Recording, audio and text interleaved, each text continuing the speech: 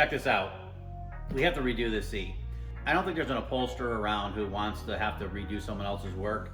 When stuff like this happens, and it happens a lot, people will pick something up from another shop and then they'll bring it over instantly to have us redo it.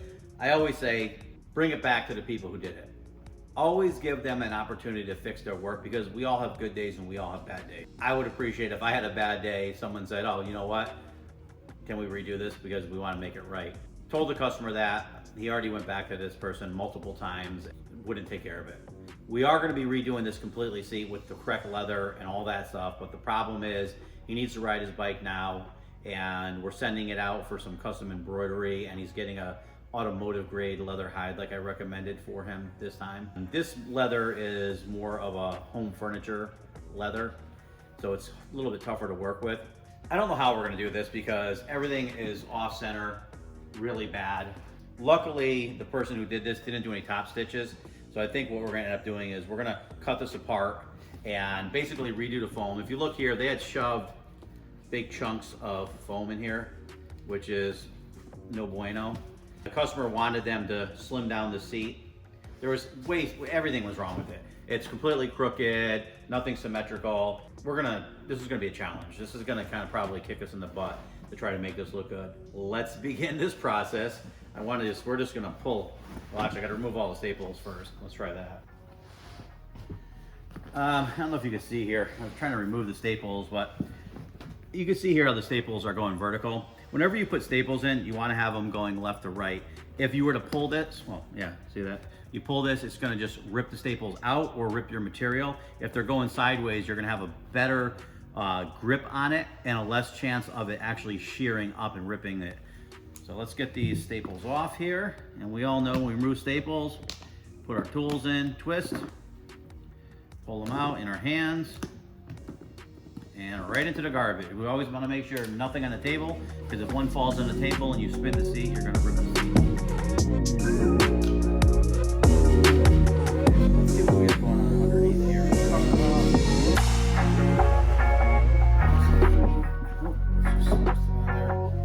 Okay, so this seat was supposed to be shaved down for him so he could sit a little bit lower, and the back was supposed to be thinned out to look a little bit better. We're gonna fix that foam there. A lot of times when you do a cover, you wanna make sure you pull this plastic off, because you have to glue and fit and shape the covers to them so that they fit well.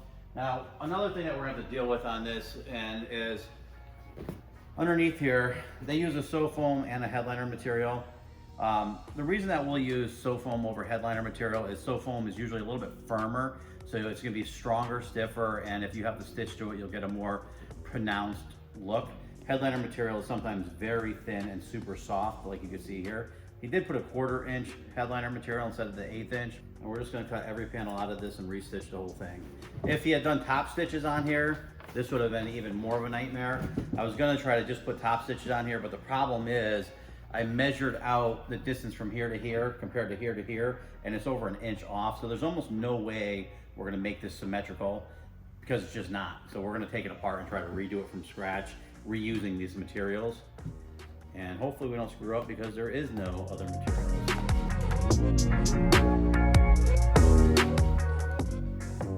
As you can see here, we took everything apart.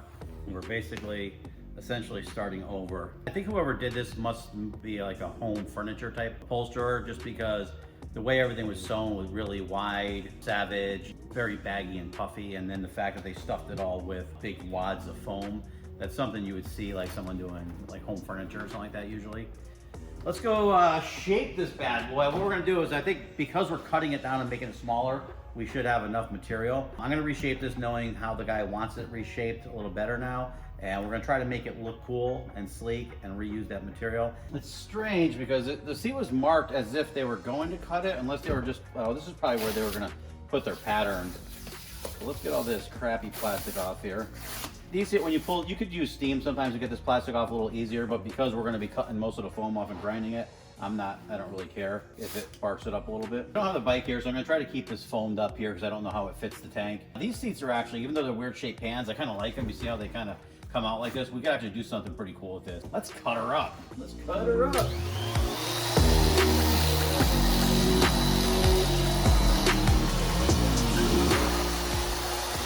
took quite a bit of foam off of the seat. Now I'm gonna stack my center line down here. I'm gonna come up with the shape that I want to do this seat in. I think we're gonna kick this back up a little bit, and then we're gonna round this. Oh, let's just do it and see what happens. I'm indexing the seat. I just made my center line. I put the mark that I want to go to, and then I measured it from the same thing. I'll just follow whatever measurements of this line from this side, transfer it to this side. So now it's gonna be the same shape.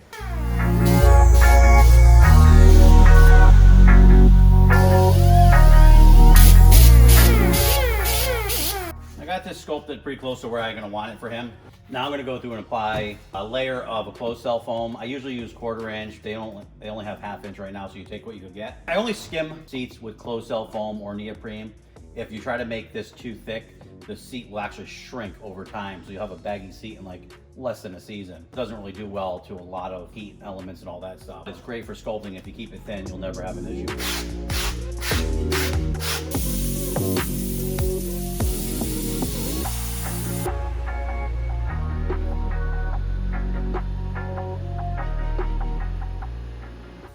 So some of you saw me sanding this closed cell foam. The reason we do that before we glue it is all closed cell comes through with a skin on it.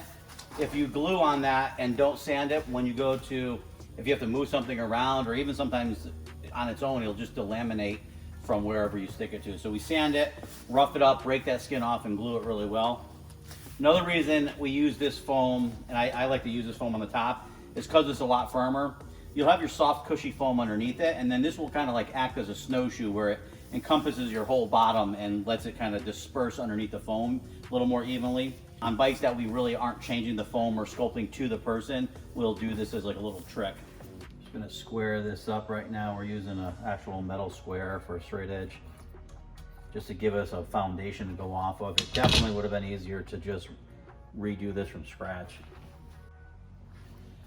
I'm gonna do the same thing here. I'm gonna square this up. Even though this is the center point, this is the center point, and this is off center, I'm gonna have to go by it and kind of tweak and stretch this to make it look symmetrical. Both these pieces were centered the best I could do, and now we have a basis to go off of.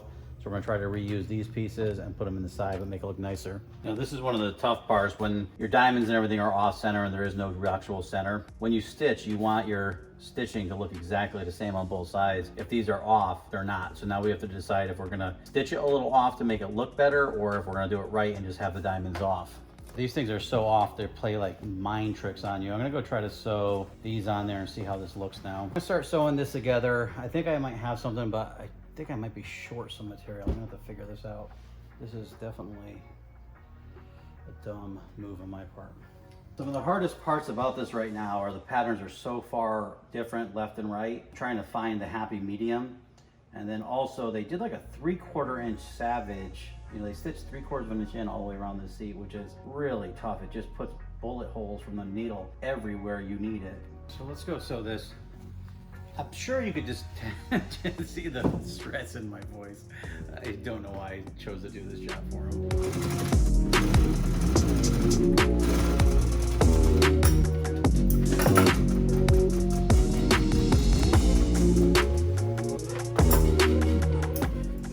What I'm doing right now is making the flaps that go in for the backrest that wasn't there. There's not enough leather. You know, what we have left over was just like little shavings and stuff. And there's this one big piece here, but it's crooked with bad stitching, and there's no way to really do it without making it look messed up. I'm gonna stitch this together. I'll put some black thread, a heavier thread on here, and hopefully that'll blend all the reds together. I'm gonna test fit this so we can mark our edges. I'm not real confident about this. Between having all this sticky glue underneath there and trying to sew it, and then patterning being so bad, I just not really feeling it. But let's see.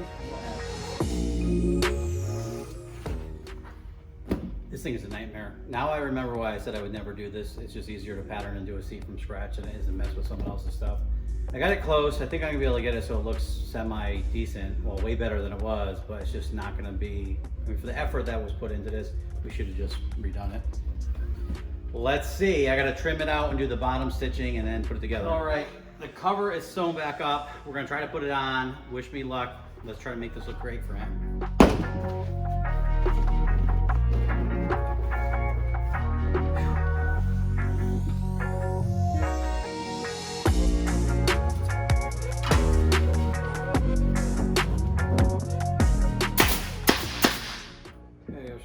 condition this up, clean her up.